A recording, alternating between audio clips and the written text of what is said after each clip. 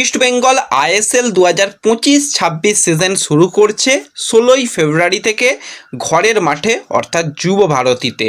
East Bengal মানেই আমরা জানি লড়াই, ইস্ট বেঙ্গল মানেই আমরা জানি বারবার ফিরে আসা, এবং ইস্ট বেঙ্গল মানেই কিন্তু আমরা জানি যে ট্রফি জেতা। কিন্তু লাস্ট কয়েকটা বছর ধরে আইএসএলে ইস্ট বেঙ্গলের অভিযান একদমই ভালো হয়নি।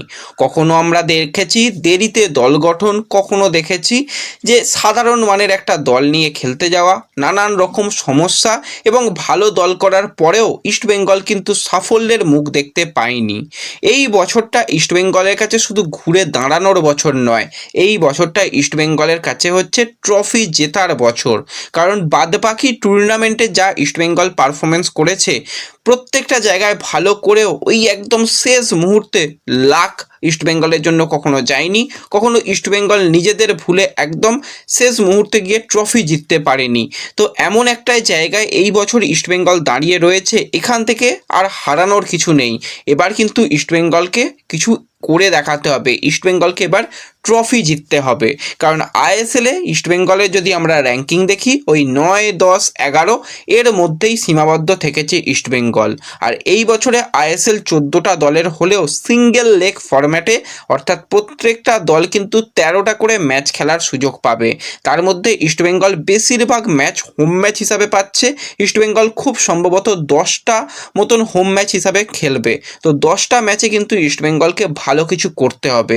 সেটা ইস্ট বেঙ্গল শুধু একা তো পারবে না, ইস্ট বেঙ্গলের এই 30-35টা ছেলে তো পারবে না, তার জন্য হাজার হাজার সমর্থকদের দরকার। প্রত্যেকটা ম্যাচ যেই সময় রয়েছে সেই সময় মতন যার যার পারবে সম্ভব হবে একটু যাও মাঠে গিয়ে টিমকে সাপোর্ট করো। যুব ভারতীতে খেলা হবে, সমর্থকদের কথা ভেবে শেষ পর্যন্ত যুব ভারতীতে খেলার সুযোগ পেয়েছে ইস্ট বেঙ্গল। শুধু ইস্ট বেঙ্গল নয়, মোহনবাগানও যুব ভারতীতে খেলার সুযোগ পেয়েছে সম্পূর্ণ বিনামূল্যে। তো সেটাকে বাদ রেখেও প্রত্যেকটা সমর্থকের উচিত এখন গিয়ে কিন্তু টিমের পাশে দাঁড়ানো। এবং যে দলটা তৈরি করে দিয়েছে ইমামির তরফ থেকে, ইমামির শীর্ষকর্তারা, সত্যি একটা স্বপ্নের দল। এরপরেও ইমামিকে নিয়ে আমাদের ক্ষোভ থাকার কিছু জায়গা নেই। হ্যাঁ, দু একটা ছোট্টখাট্টো জায়গায় মনে হতে পারে যে এখানে আরেকটু অপশান হলে ভালো হতো। তো রিজার্ভ টিমের দিকেও তো তাকাতে হবে, তাহলে রিজার্ভ টিমটা কেন ডেভেলপমেন্ট করা হচ্ছে? যদি না সেখান থেকে সাপ্লাই লাইন হিসাবে কিছু প্লেয়ারকে পেলাম, তাহলে তো রিজার্ভ টিম চালানোর কোনো মানে নেই। তো সেক্ষেত্রে ইস্ট বেঙ্গলের রিজার্ভ টিম থেকে বেশ কিছু প্লেয়ারকে আমরা আসতে দেখব। এবং এই বছরে ইস্ট বেঙ্গল কিন্তু প্রচুর বিদেশি প্লেয়ারকে নিয়েছে। তো সেই বিদেশি প্লেয়ারদের মধ্যে কোন 6জন বিদেশি প্লেয়ারকে আমরা আইএসএলে দেখব, সেটাই আমরা আলোচনা করে নেব। তো প্রথমে আমি যদি ইস্ট বেঙ্গলের বিদেশি প্লেয়ারদের মধ্যে কথা বলি, ইস্ট বেঙ্গলের বর্তমানে কিন্তু 5জন বিদেশি প্লেয়ার স্কোয়াডে রয়েছে। আরও একজন বিদেশি প্লেয়ার, সে কিন্তু আসতে চলেছে, ডেনমার্কের প্লেয়ার, তোমরা জানো এখনও অফিসিয়াল কনফার্মেশন আসেনি বলে তাকে বাদ রাখছি। তো তাকে বাদ দিয়ে যদি আমরা কথা বলি, ইস্ট বেঙ্গলের কাছে কিন্তু ডিফেন্সে বা ডিফেন্ডার হিসাবে রয়েছে কেভিন সিবিলে, যে একজন আর্জেন্টাইন প্লেয়ার। এছাড়া ইস্ট বেঙ্গলের মিডফিল্ডের দিকে তাকালে সেখানে কিন্তু ক্যাপ্টেন হিসাবে রয়েছে সল ক্রেসপো। এছাড়া মিডফিল্ডারে ব্রাজিলিয়ান প্লেয়ার হিসাবে রয়েছে সেখানে মিগুয়েল ফিগুয়েরা, এবং সেখানে প্যালেস্টাইনের ডিফেন্সিভ মিডফিল্ডার হিসাবে রয়েছে মোহাম্মদ রাশিদ। তো এরা কিন্তু মিডফিল্ড সামলাবে, এবং আপফ্রন্টে স্ট্রাইকার পজিশনের জন্য নিয়ে আসা হয়েছে ইউসুফ এজ্জেজারি, যে মূলত স্প্যানিশ প্লেয়ার। তো এই রকম কিন্তু 5জন প্লেয়ার রয়েছে, এবং ডেনমার্কের প্লেয়ার এসে গেলে 6জন বিদেশি প্লেয়ারের কোটা ইস্ট বেঙ্গল পূর্ণ করে ফেলবে। তো ইস্ট বেঙ্গল কিন্তু এই সিজনে প্রথমের দিকে ইস্ট বেঙ্গল চেষ্টা করছে অন্তত 30 থেকে 31 জন প্লেয়ারকে রেজিস্টার করা।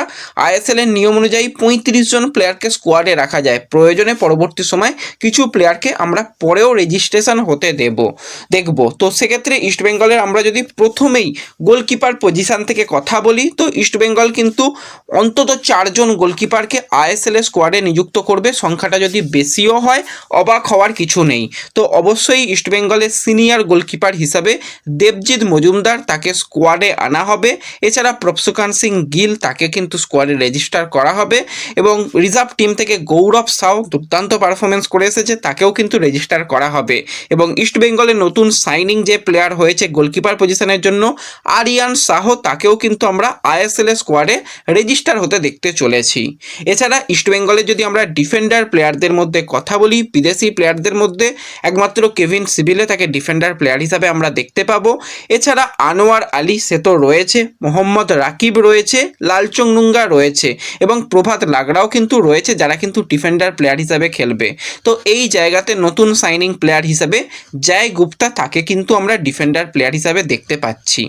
এছাড়া যদি আমরা মিডফিল্ডার নিয়ে কথা বলি, সেখানে সল ক্রেসপো, রাশিদ এবং মিগুয়েল তারা তো রয়েছে, তাছাড়া রয়েছে নাওরে মহেশ সিং, এছাড়া সৌভিক চক্রবর্তী, জিকসান সিং, এছাড়া রামসাঙ্গা যাকে নতুন সাইনিং করা হয়েছে তাকেও কিন্তু মিডফিল্ডার প্লেয়ার হিসাবে ব্যবহার করা হবে।